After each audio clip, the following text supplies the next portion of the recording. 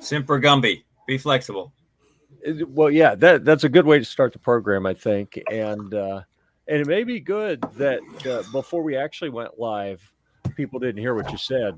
There you go. As we were exiting the green room and walking onto the stage, to really start the program, people didn't have to hear what you said before because, we're big planners here. So, all right, what is this? Oh, look at that. We're live, it says. All right. Is someone's doorbell ringing? Is that what that is? Like, I'm gonna go check my door. My doorbell didn't sound like that. Actually, I don't have a working doorbell anymore. So the dogs aren't. It could be mine. The dogs that may have been my clock. Sorry. Oh, okay. Yeah, the dogs weren't barking, so it could have been my doorbell. Yeah, that's a good point. Okay, well, a minute into the program, we have yet to actually talk about what we're here for. So why don't we do that? Welcome to the August. Are we in August? We're in August, right? The August 2023 version of the Philmont Trek Talk live Q&A. We do this every month, typically on the second Tuesday of the month. We bumped it this month for a variety of reasons, but not the least of which was to allow some more people to come off the trail because we still had crews out there. So now that we are here, typically what we do is we try to talk about things that are going to help people who are going on a Philmont trek to have the best trek possible. And we have a unique situation in the mid and late summer of every year where we can talk to people who have just come off the trail. So we're excited that Andrew's joined us today and Sal as well. Both trekked this summer. I pulled off what I'd said early is I am trying not to go this summer. And I wasn't sure if that was going to work out, but it did. So I have tremendously mixed feelings. It has been very painful watching all the people out there having fun this year, knowing that I wasn't there. But, I had things going on at home. Scott is partially joined. There he is. Okay. So, but most of the regulars are here. So we were just making introductions. So let's formalize that. Hi, I'm Jeff. I'm going to be the tour guide this evening. I am the skipper of Sea Scout ship 4019 in Burlington, North Carolina. And I've been on, 4 treks? I had 1 as a youth, 3 as an adult. And with that, I would like to introduce you to Andrew, who's going to let you know what he's here for. Hi, my name is Andrew Roden. I'm currently a district commissioner in Longhouse Council, based out of in Syracuse, New York. We took 2 crews to Philmont this summer on 7/13. That would be July 13th. And we actually did opposite treks. So my crew did 12:30 and our sister crew did 12:32. So we got a chance to pass each other on the trail. It was fantastic. Oh, that's neat. That's neat. Awesome. My turn? Yeah, why not? Okay, why not? Sal Porto, Assistant Scoutmaster, Troop 212, Lutz, Florida, owner-operator of Suncoast Wilderness First Aid, council contingent lead for Greater Tampa Bay Area Council. This summer we took 5 crews, and I did 12-3, which was North Country. And next to me is Mr. Scott. Heavy on me. Scott O'Mary, Scoutmaster Troop 259 in Plano, Texas. I've been on 1 Philmont summer trek, winter adventure. Thought I was going to avoid going on a trek this summer. I was successful, but I did spend a whopping 3 hours in base camp this summer for a short visit. So I can give you a base camp report. How about that? You did a short trek. Very, very short trek. Yeah. I walked from the museum across the street and back. So. I'm glad to be here. Did you take your chair, Scott? I did not take my chair. Although we did have 2 crews go to Philmont this summer, and I was working with them throughout the year to kind of get them ready to go. They had an awesome trek. Great stories. Good. Happy to hear that. I just dropped a link out there. We've got our favorite commenter is overachieving and apparently trekked a lot. So Facebook user is Team Chair and Boots, which explains why they haven't figured out how to get their name on the screen. A little slow, apparently, but We're tying okay. they're tying the boots. Yeah. So 6:15, and then we've got another from Facebook user Team Trail Runner and Sit Pad, which I don't understand how you could be that enlightened and not know how to get your name on the screen, but I'm going to help you with that. And that was a 721D. So here's what you do. Okay.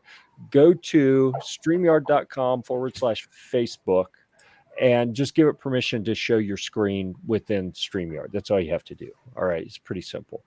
And also, before we dig into tonight's agenda, I would like to remind everyone we are supposed to have a drawing at some point in the program. So you guys need to remind me as we're getting closer to wrapping down on the program. Don't let me end the broadcast until we do the drawing. What we're giving away this time is an MSR water filter, like not some Chinese knockoff. This is the real deal MSR water filter and some water purification tablets. So that is going to go out from our friends at Adventure Rendezvous Outfitters, and Zach may pop in at some point to tell us about that, or he may not. Depends on if he can get out of the meeting that was running a little late this evening. So Jeff says, thought I'd done that before. Hey, that's okay. You did it now. So, we're getting it done one step at a time. We're learning things on the trail. And, oh, look at that. We got someone here. Yeah. And that was that Ty? Was that who won last, that was Ty. last time? Hey, Ty, so Ty is Facebook user. We finally solved it. Fix it. Ty, well, he's one of my guys. Ty, you better fix that. Right. All right. So, yeah, thanks for that. So we got two people. Scott's already told us everything exciting that happened on his trek this summer, and that was a gripping tale. Thank you so much for that. Sal, we've heard about your trek a little bit last time. I'm sure you got some. I'm sure you've thought of more things you want to tell us about. But Andrew, if you don't mind, I'd like to put you on the spot now to tell us, what you did, what kind of background you started with, what things worked well, what you learned, or whatever it is. I mean, we put out the call and said, hey, who'd like to come join the broadcast? I'm sure you had something in mind you wanted to share with us. So however you would like to approach that, you go right ahead. And I'll remind everyone, this is a participatory program. So we expect that as we are talking, you're going to put questions and comments out there so that we can interact and make the program richer and especially get more value out for all the people that are following along. So with that, Andrew, welcome to the program, and please tell us about your trek. Oh, thanks very much. I realize I neglected to say that I went on a trek in '84 as a youth, and I was lead advisor in 2016, and then we came back again this summer. COVID put a damper on our 2020 plans, as it did for many people. Yeah. Like I said, we did trek 12-30, which let us go from South Country to North Country. We got to cross the burn in the middle of the trek. We got to hike out of base camp, which was new for me. We went up to Heck Meadows, which was about 6 miles by Philmont's reckoning. Then the next night was Clark's Fork, and we stayed at Clark's Fork 2 days.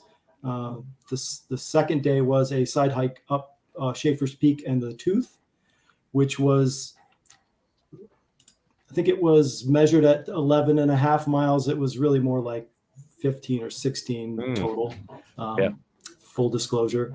And anyone doing that, take more water than you think.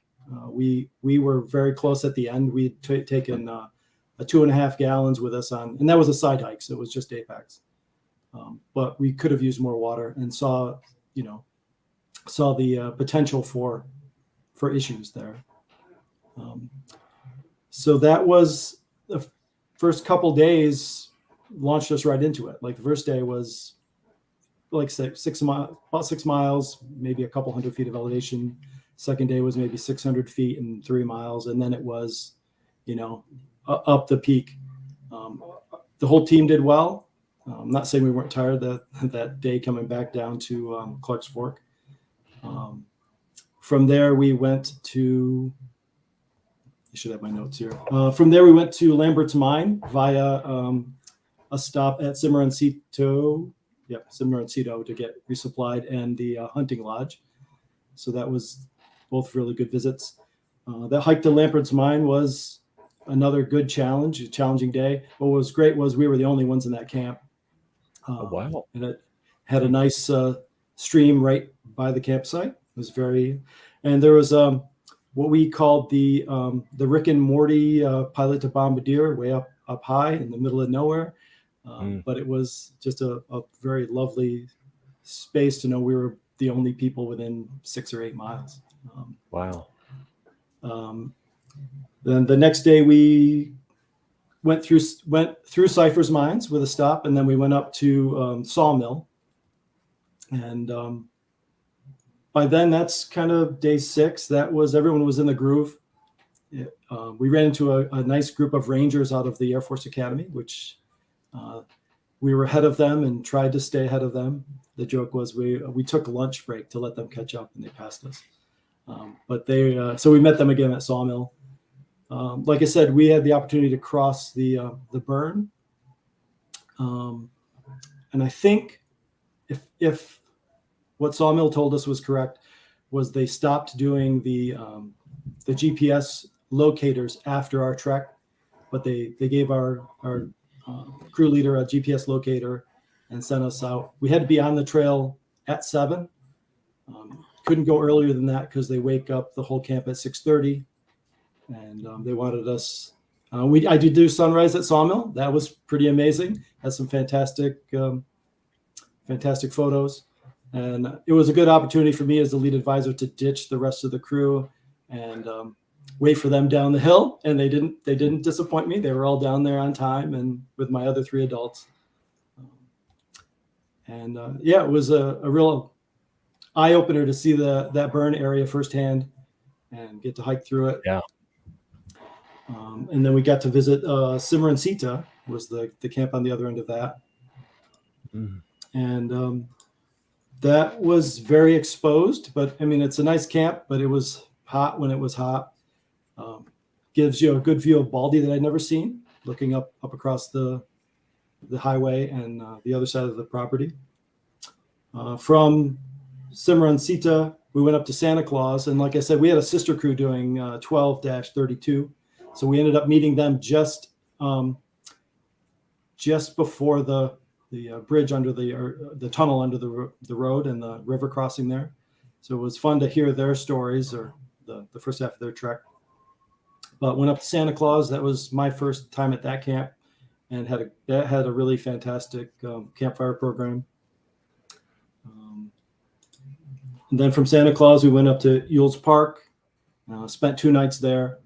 We didn't end up summiting Baldy. The morning we got up, it was thundering and lightning until about 7:30, and there was just no chance to get on the mountain before 8. But we had the opportunity to go over to French Henry, take advantage of all their program, and then get the mine tour and visit Baldy Town and come back.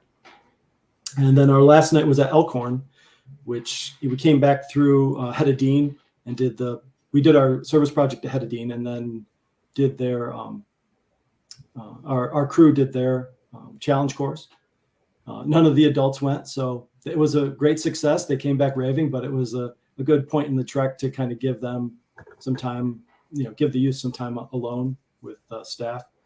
Then we went to Elkhorn, which was a fantastic camp. A huge surprise to come over that kind of the mesa above Hedadine, which is pretty barren and kind of open and dry, and then you tuck down into this little valley that's all grass and deer, and it was a lot of fun. And then our last hike was down the hill back through Ponyhill and out the other end to the bust.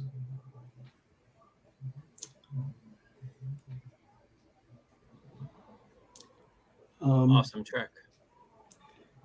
So I was trying to think of what to offer for people. Like the idea is that we want to kind of share good and bad stories with people to prep them for upcoming treks. Is that right?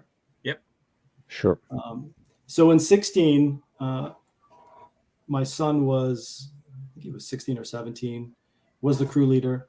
I asked everyone the first couple mornings, everyone's feet are good. And everyone was, yep. And they never really had a problem, but I found out at the end that some of them had blisters on every toe. So, which they took care of. So this time I really stressed like, hey, show us your feet. And everyone did end up with blisters, but it wasn't anything that wasn't treatable, and everyone made it. So. Nice. Interesting. So how did you prep for this? What was kind of your high level? And what I'm getting at is like, we want to talk about what worked, and also like looking back, here's what happened on the trail that made me think we probably should have done this a little bit differently. And if there are any moments like that can help people who are still planning. Yeah. For this trek, it was a two provisional crews from several units. So the challenge really was getting enough dates because we were spread out geographically. So we had 3 weekend shakedowns planned. We ended up doing 2, which were each 15 miles total, 2 nights. And the second one was a local park that had about a 9-mile loop with about 1,200 feet of vertical elevation gain, which, I mean, we're central New York, so there's not a lot of, we could go up into the Adirondacks and get up to 4,000 foot peaks. But in our local area, that was the best training that we did as a group. As an adult, I was close to the weight limit and knew how serious they were about it. So as an adult, I was hiking every day, anywhere from 3 to 10 miles, depending on the day, with my full pack. Because, I had 4 adults, so I knew the trek wasn't hinging on me, but I also knew how serious it was to be in good shape. So I got down to, I ended up dropping about 30 pounds over 6 months and got down to, I was 237 when the limit was 239. And then I was 230 by the end of the trek. So I dropped about 7 more pounds. My goal is to keep that off. Yeah. Very good. So what's the elevation at home for you, Andrew? About 410 feet. Okay. We didn't do a pre-trip. The couple times I've been in the past, we hadn't. Philmont seems to do a pretty good job of ramping it up as far as distance and elevation. If you look at most of the treks.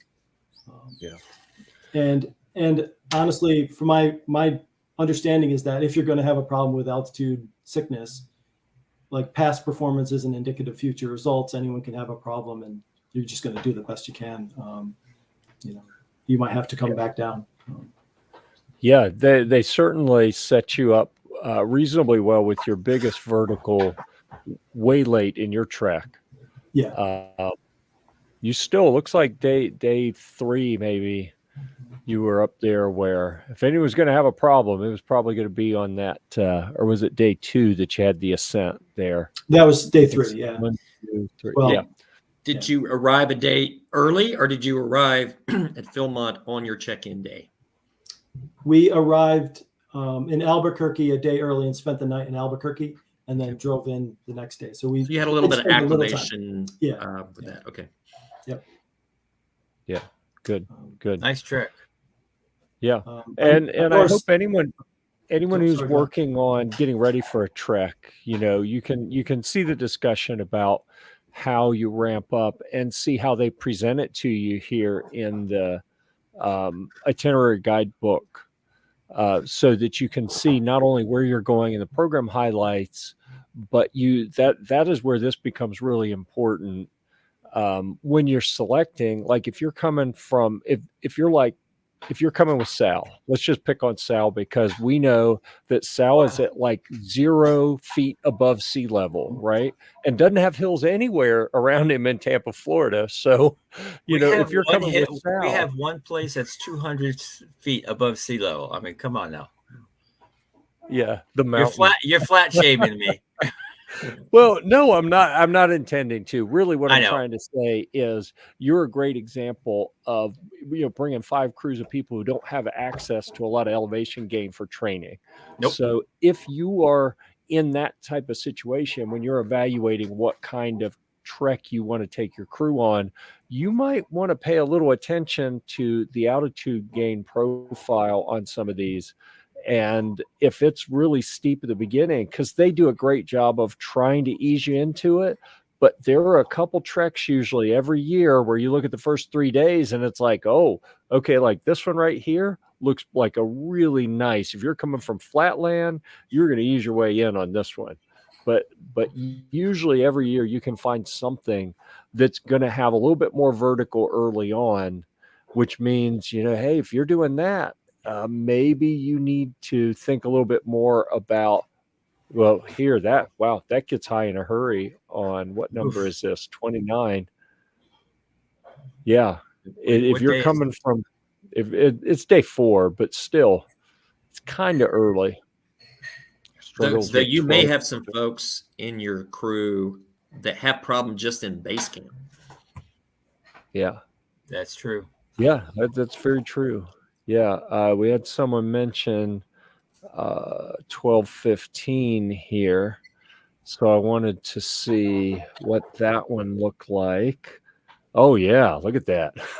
See, this is the backwards from what you would typically see for a trek profile, where they're hitting something pretty high fairly early. Like if you just flip this profile, it'd be a nice easy workup and everyone would be over their altitude issues before they got to that. Hey Jeff, what day is that on that big altitude? It's on game? 4. So what 4. Are they doing? Oh, that must be a Baldy run. Yeah, 4 and 5 are both in Baldy Town, so that's going up. At least they don't have packed for that part, but Baldy's hard when you hit it on like day 8 or 9, but hitting it on day 4, especially if you come from a flat area, man. So this is, and you did, and you went to Pluvana Ruins, which is 7 miles, to Baldy Town, which is a long day to begin with. Oof! I'm glad I didn't do that trek. Yeah. So Andy, I'm curious. Why did your crew fly into Albuquerque as opposed to, say, Denver? Was the flights better? What, is there something? That way? It was really, I wasn't in charge of travel. So our travel guide was looking for the least expensive flights from Syracuse. Okay. We did Blue Sky, and I've used them from Denver as well, and have nothing but good things to say. I know they're not cheap, but they took care of us. And so that was really the only reason. And it was nice to see Albuquerque. That was my first time going through there. I guess Albuquerque is a decent elevation too, so it was. I did want to add that in future we may not want to do a super strenuous. In hindsight, we had the crews pick what they wanted using the spreadsheet that's available. We ran it several different ways, and they wanted to have the opportunity to have both the Tooth and Baldy, and there was only a handful that offered that. And the scouts did well. I had one dad very angry at me about day 4, and we're like, we met on this, and I talked to the other 2 adults, and like, yeah, it was clear how difficult this was going to be. And he was former Army and was saying it was harder than boot camp. And I'm like, I'm sorry. But he hiked angry for a few days, but he also made it. So I was happy about that. I felt bad for him, but we did our best to try to make sure everyone understood what the trek was going to be. And it lived up to its expectations. And just what I do for us Florida flatlanders, I tell people, unless you're, for lack of better terms, unless you really like to, just stay away from the super strenuous. Just bypass it, because we're flat. And super strenuous is, I've done one. It's a killer, and there's really nothing you can do from a flatlander to get trained for it. So I kind of tell people to unless they really want to, stay away from them. It's so the easiest way. At what point would you say the conversation becomes a little bit more directive when it comes down to, within all of scouting, youth-led, scout-led is a very strong push, right? And it's something that I think we all kind of want to strive for. But at some point, I think you have to understand the adults have to do this too. So when do you step in and say, yeah, okay, I understand everyone wants to do this, but you don't want to call out someone and say, Mr. Whoever here can't make that. So pick something else, But how do you guys deal with that?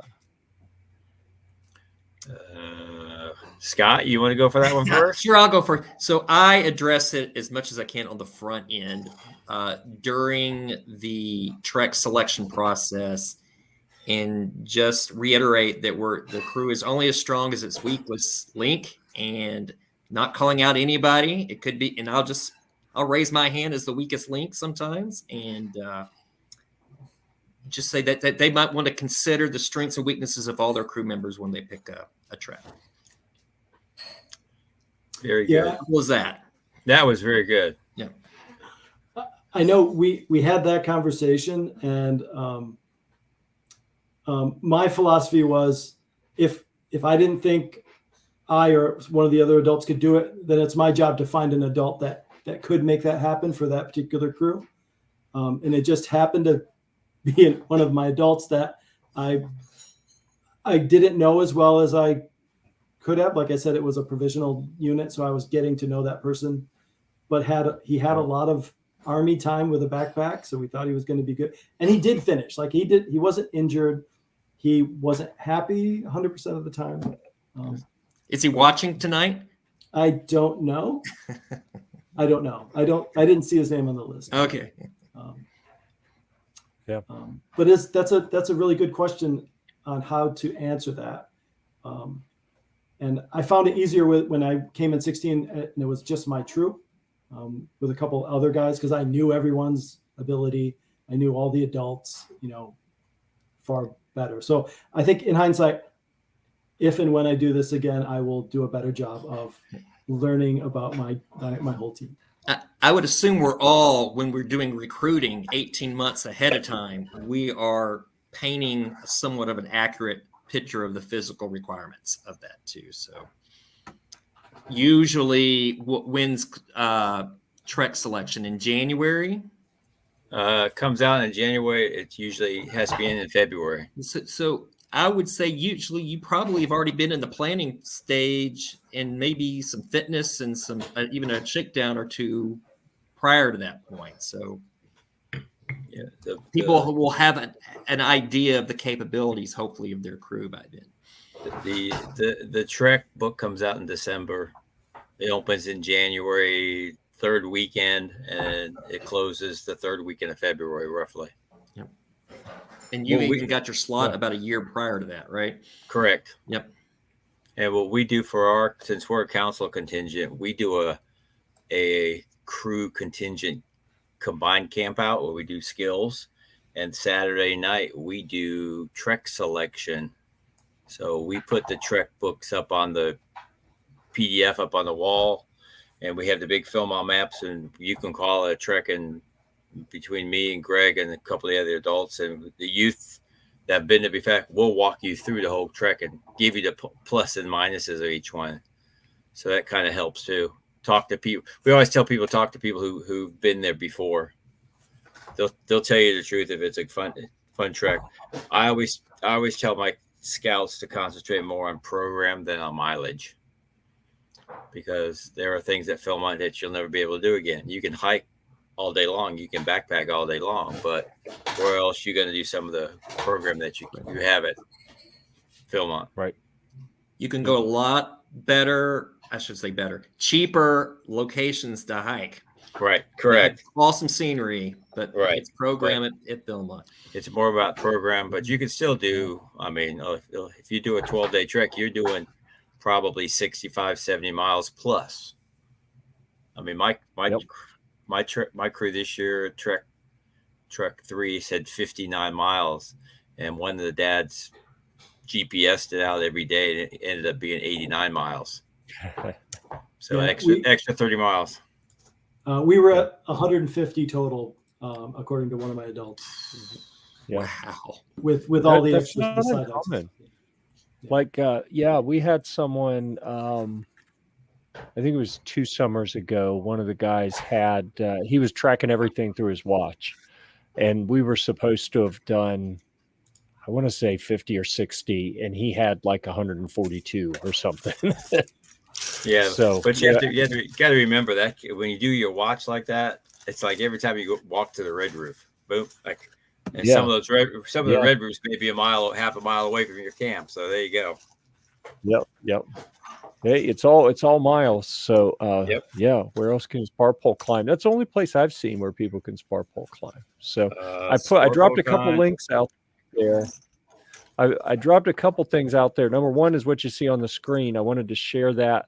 And in the chat on the various platforms, you should see the link for how to get to that article. If you need help helping adults figure out what they're getting into and how serious it is that they show up, what they may think is over-prepared, which is probably still going to be under-prepared. But, if they need a wake-up call, that article will maybe not slap them around, but maybe it will slap them around. Who am I kidding? That article is going to slap them around a little bit and help wake them up to what they're getting into. So I encourage you to use whatever tools you need to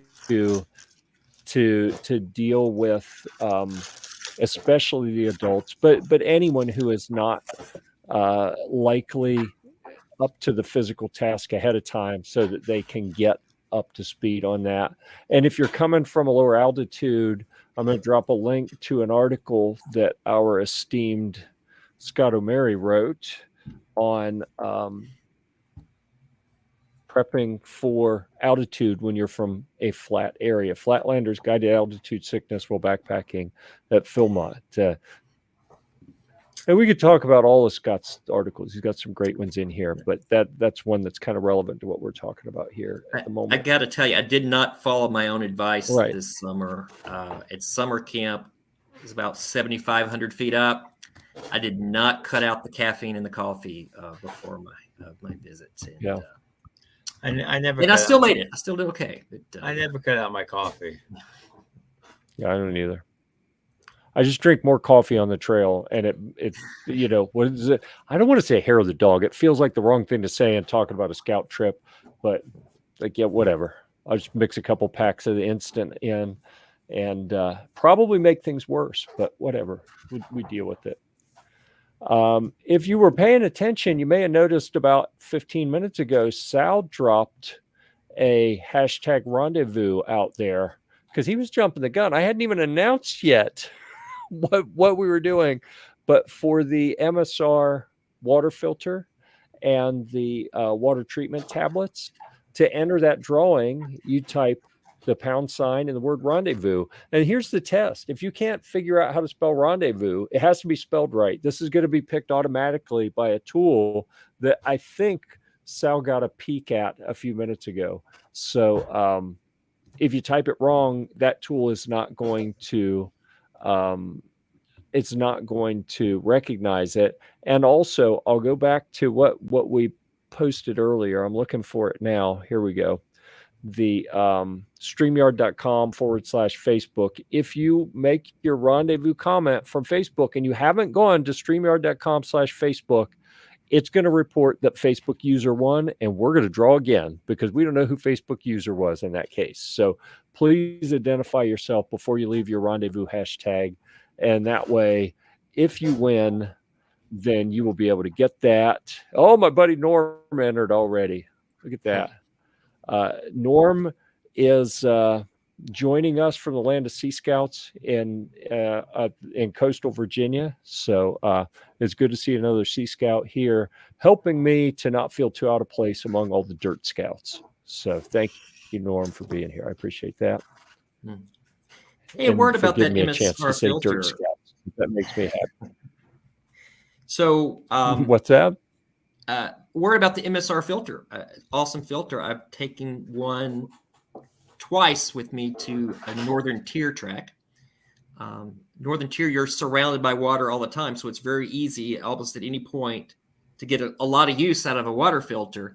I didn't take one with me to Philmont. I just didn't have the need for it. Other people do, and they do fine. But if you do win that MSR filter, you'll have use of it at multiple high adventure opportunities. So there you go. Very good point. Yeah.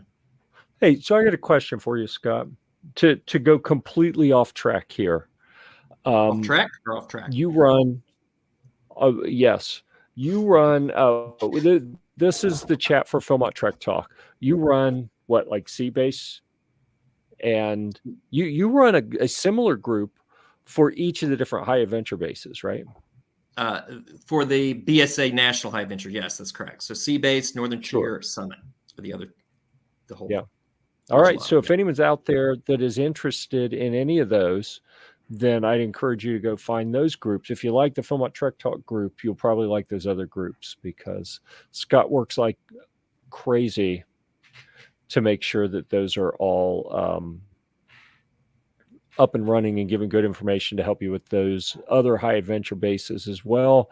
I have bad news for two people who submitted their rendezvous, or maybe it's one person did it twice without the hashtag and then with. It still says Facebook user. So if you get picked, we're going to pick someone else because we don't know who Facebook user is. Let's see. Oh, we got a couple other people in here. I hate to get lost in the weeds here, but I want to be sure that we don't forget to do the drawing for that water filter, because it's really, really nice of Rendezvous Adventure Outfitters to make that available, and the water treatment tablets as well. So you get a taste of both worlds, and then you can decide if you want to do filter and tablets or just do the tablets. Yeah, I used to be a gravity filter evangelist, and I've kind of stopped carrying a filter. I mean, as if it's my call. The crews I've been with have chosen to go that route. So, but that's up to the crew to evaluate your options and decide what you'd like to do. And we got another Facebook user who submitted the rendezvous hashtag. So go to StreamYard.com/Facebook and tell it to identify who you are, and then submit that again, or else you don't have a chance. But I got to tell you, Larry, Jeff Wilson, Norm, Chip, even Sal, your odds are going up because there's so many people submitting incorrectly. Okay, what else should we talk about? What else did we learn this year? Like for the rest of you, I mean, Scott, you had a crew go as well. So even though you weren't with them, what other lessons are there that we can share with people to help them have a better trek? Lessons is always water. Always water. You got to really manage the water. They were, I think, day 3 or 4, they were headed up to Tooth of Time, and they did not make the summit because they were very concerned about the amount of water they had on them, and they headed straight. They bypassed the peak and kept going to their camp to get some water. So manage your water very well. And they had a lot of complaints about flies this year, biting flies. I don't know if Andy or Sal, do you guys run into that? Wow. Not where I was. I mean, there were flies, but not biting flies. I think South Country had more problems than North Country because this was South Country. Yeah, because you got to remember they had a really, really wet spring. So I think that was a problem. Now, the only place we had lots of mosquitoes was Poblana Ruins because we were basically camping along the river. So I think that was the reason we had more, and it was more stagnant water from the river. But other than that, you had regular flies. Right. And I attribute to the more regular flies because of the new red roof policy, because the red roofs were stinking this year. Were they? Yes. Yeah. Other than that, I guess the run up to Philmont, our crews were fortunate that they had a Tuesday was their official check-in, and we're in the Dallas area, so we drive everywhere. And they left on Saturday, and they got to Raton day 1, and they spent 2 nights at the NRA Center and just kind of kicked back, relaxed. They enjoyed the road trip. They had a blast just getting there, and were able to acclimate for a few days at Raton, checked in a day early in Philmont, and they were acclimated and ready to go. So if you had the luxury to do that, I think they would recommend taking more days than not on the front end. But don't do anything And what you said earlier, and dangerous to ruin your trip later. Oh, I am glad you said that. I saw a comment somewhere back here. I'm scrolling to see if I can find it that I wanted. Oh, here it was. I'm going to pick on Leonard for a minute because he volunteered that they went into Albuquerque, spent 3 days acclimating, which is good. Thumbs up for that.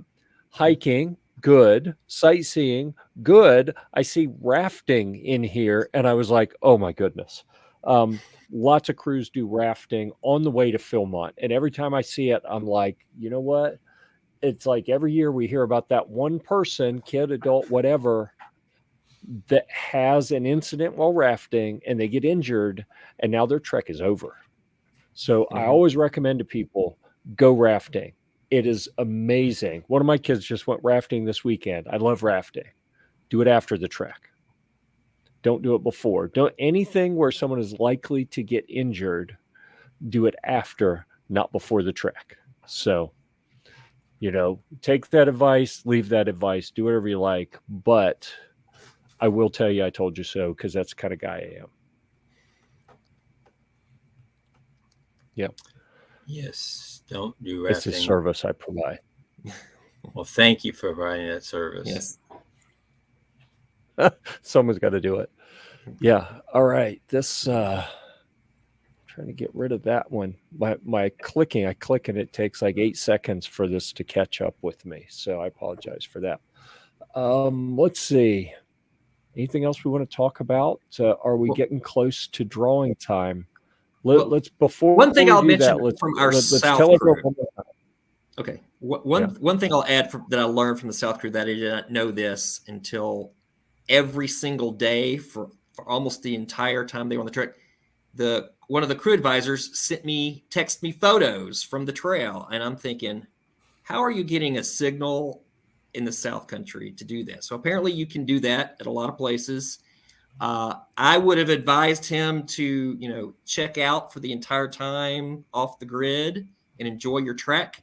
But I got to say, for selfish me, I enjoyed the photos too. So I let him send me some photos. So if that's you may have access on the South Country. Yeah. Heard nothing from the North Country crew though.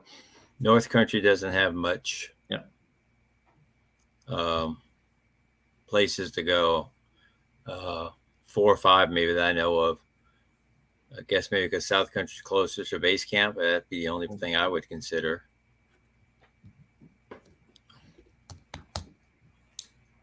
Yeah, I think we had service at Baldy and Head of Dean in the North Country. That's about it. Baldy Town always has service. We actually had service from Baldy Town. They've also Dan Beard. Not at Dan Beard. We did the sunrise hike. We had it from there, but that was about it. No place else in North Country.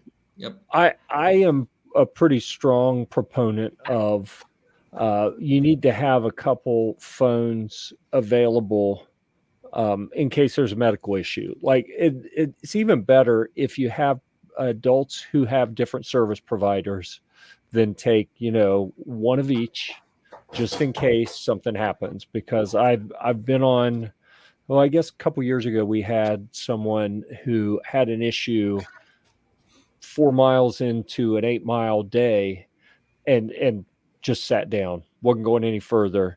And we needed to be able to deal with it. And the options were send runners or see if the phone would work. And we were able to get a phone that worked and call the infirmary and get the appropriate guidance and figure out a plan in a more ideal fashion. So it's good to have the phones. I don't ever want to tell people don't take the phone, you won't get service anyway, because sometimes you do get service, and sometimes it's really good because you get it when you need it.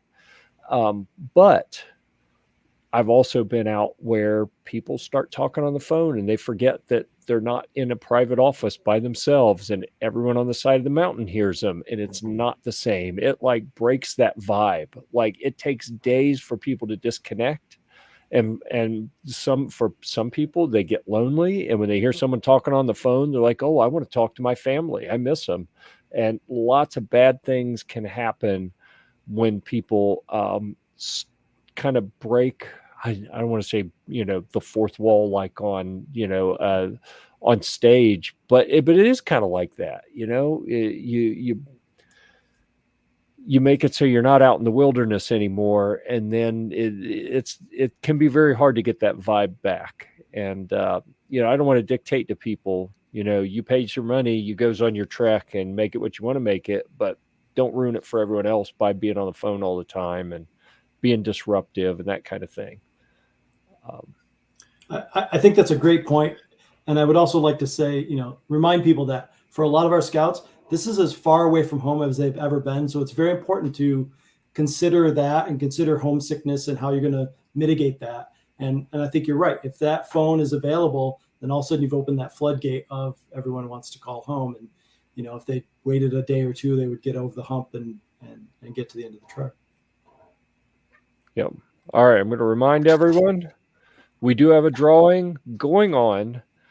Your opportunity to win an MSR water filter and water treatment tablets is there. You just have to identify yourself, especially if you're coming in through Facebook, by going to streamyard.com/Facebook and telling it can say who you are, and then follow these directions and leave hashtag and the word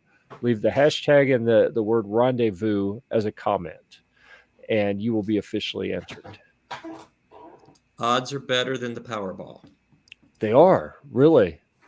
I've already won, because I'm the one posting all these comments with all these hashtags. I actually won last month, and of course was okay, fine, we'll just draw again. But when there aren't a lot of people identifying themselves properly, your odds go up dramatically. Let's see. Moms enjoyed a group photo every 2 or 3 days, depending on signal. The texts were sent discreetly without scout knowledge. That's good, but I'll also say, because when you're on the trail, we hear from the moms because they're coming to the Facebook group, and some of them literally, I am freaking out. I haven't heard anything in a few days, and we're telling them, don't worry about it. Just forget about it. They're in good hands and they're out of your reach. There's nothing for you to worry about. Worry about things you can control. You can't control anything out there, so don't worry about it. And if they start getting pictures or text or whatever, and then something happens and then you're not able to, you don't have signal, your battery runs dead, a device gets broken, now they're really freaking out. Right. Because they've gotten some and they're not getting them anymore, and they're expecting to. So think about that. Yep. Before you start doing that. I think they're trying to tease out the expression on their scout's face to see, are they enjoying themselves? They make up all kinds of stories in their heads. So. Yep, that's true. I and for my crew, I just tell them, no, if you take your cell phone, it's for pictures only.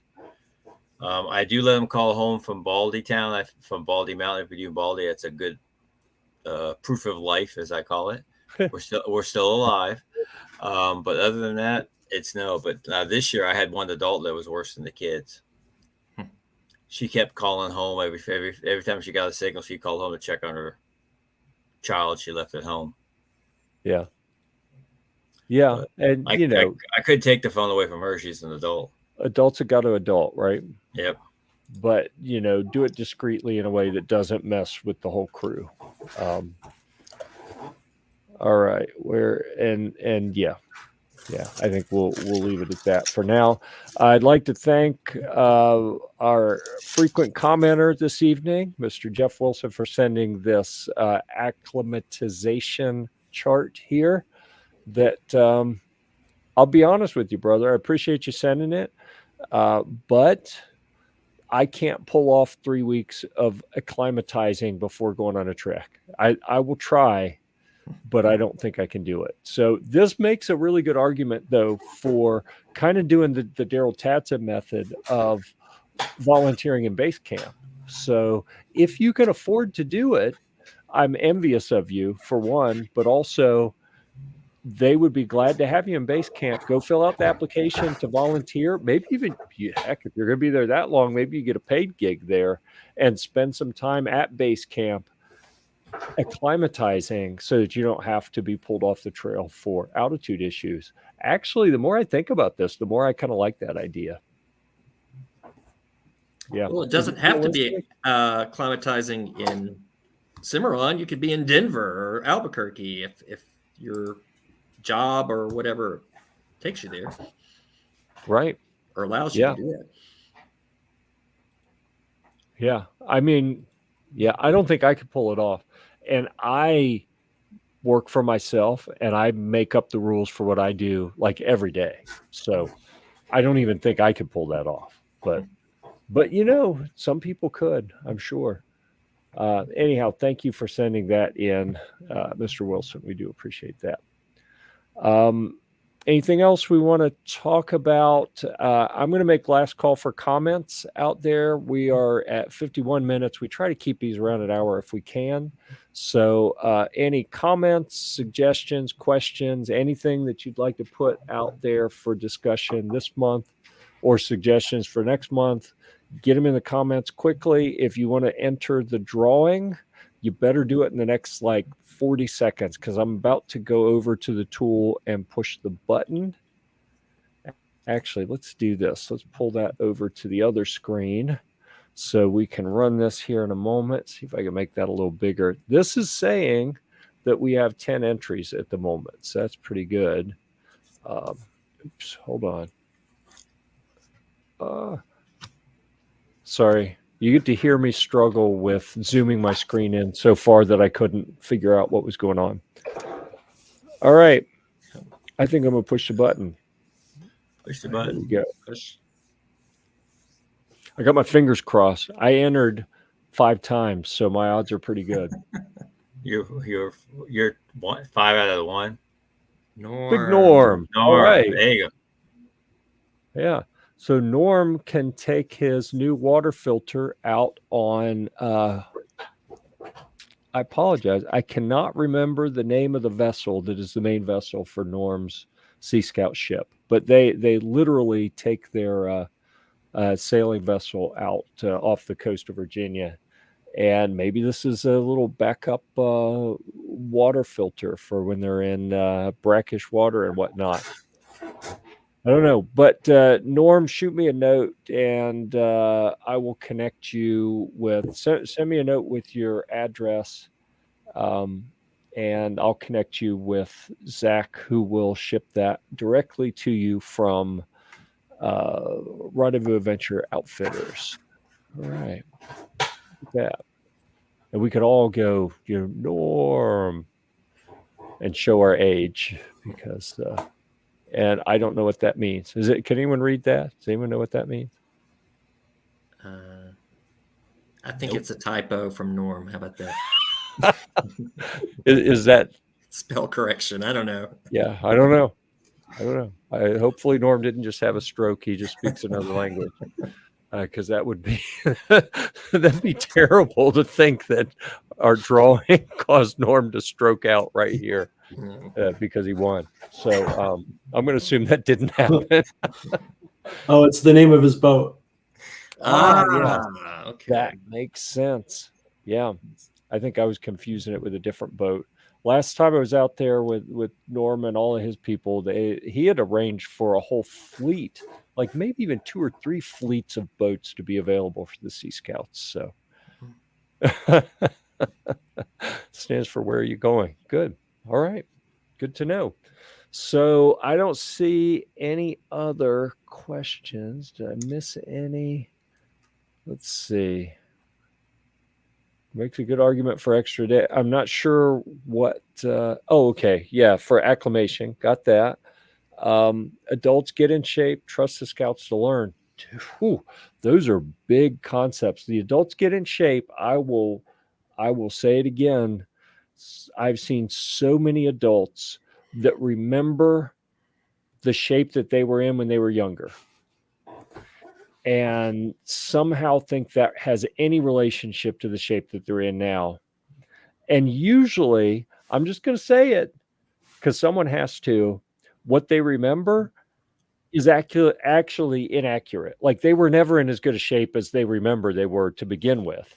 But then they get out there and are like, what was I thinking? Like, why didn't you tell me it was going to be this bad? And like, no, we all told you. You just didn't want to believe us. You were looking at me when you said that, Jeff. So hey, we've never hiked together.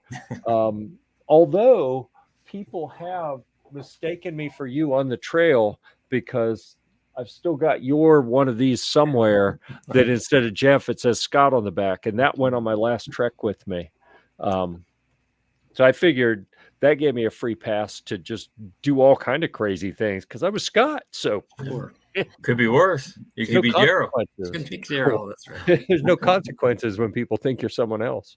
So this is the point in the program that I like to thank everyone in the audience for getting your comments and questions in. We really appreciate the interaction and thoughtful comments. I would like to thank our expert panel for taking time out of your lives and doing the additional to the 1 hour a week that we've all committed to with Scouts. Like this was an additional hour. So thank you so much. Donating yet more of your time to help other people have the best experiences they can through Scouts and specifically at Philmont Scout Ranch on this one. So, Scott, thanks for joining us. Thanks for graciously volunteering to sit this one out since we were going to have a full panel, and then for coming when the panel wasn't as full as we thought it was going to be. Andrew, thank you so much for sharing. Thank you, Andrew. Kind of that rundown of your trek, as well as lessons learned and whatnot. That was really. It was both great and it was hard to listen to because I didn't get to go this summer. And every time I hear someone recounting all the highs and lows, it makes me feel bad for not making it. It looks like this is interesting. I see that Mark is attempting to join us right as we're about to shut down, but I don't see any camera. I'm watching the green room here. So if you see me look over my shoulder, just assume that's where the green room is. I shouldn't have put snacks in the green room because now Mark's going to stay there and he's not going to come out to join us. I think he may have missed the boat here. Thanks to Sal for being here as well. And Sal, I don't know, did you notice that someone was it Will? Was his name Will Decker? I think posted a summary of his trek and he had one of your first aid kits in one of the main pictures. Yeah, I saw that. So that was pretty cool. So for anyone who doesn't know, if you go to North American Rescue, if you call them and say you want one of the Suncoast Wilderness First Aid kits, they have one that Sal designed just for Philmont crews. So that is a pre-made kit that has all the right stuff in it. So you can go check that out. Just FYI, I took that same kit to Sea Base last year with a few minor modifications. It worked out great. There you go. I take it with me everywhere I go. Yep. Go figure. I thought I had mine sitting here, but I must have put it back on the shelf. Oh, I can see it over there. I'm not gonna go get it because then I'll go too close to the green room and I might get sucked in there with Mark eating snacks. Yeah, don't do it. I wouldn't make it back. So don't do it. Yeah, thanks everyone for being here. We really appreciate it. Thank you, everybody. We are going to next month. Okay, I got to do it. I know. Right as we were signing off, Mr. T shows up, and we have to defer to Darrel and give him a chance to pop in and say hi. So he's got 30 seconds. Hi, bye. Thanks for showing up. Yeah, we appreciate it. So again, thank you everyone for being here. We generally do this. This is the third Tuesday of the month. We typically do it on the second Tuesday. This one was delayed for various reasons. Second Tuesday of next month. So what's that, like 3-4 weeks? We're going to be back doing this again. So look for the announcement in the Philmont Trek Talk group in Facebook, and we will be looking forward to seeing everyone next time. I'm trying to time it exactly right on. Here it is. See you next time.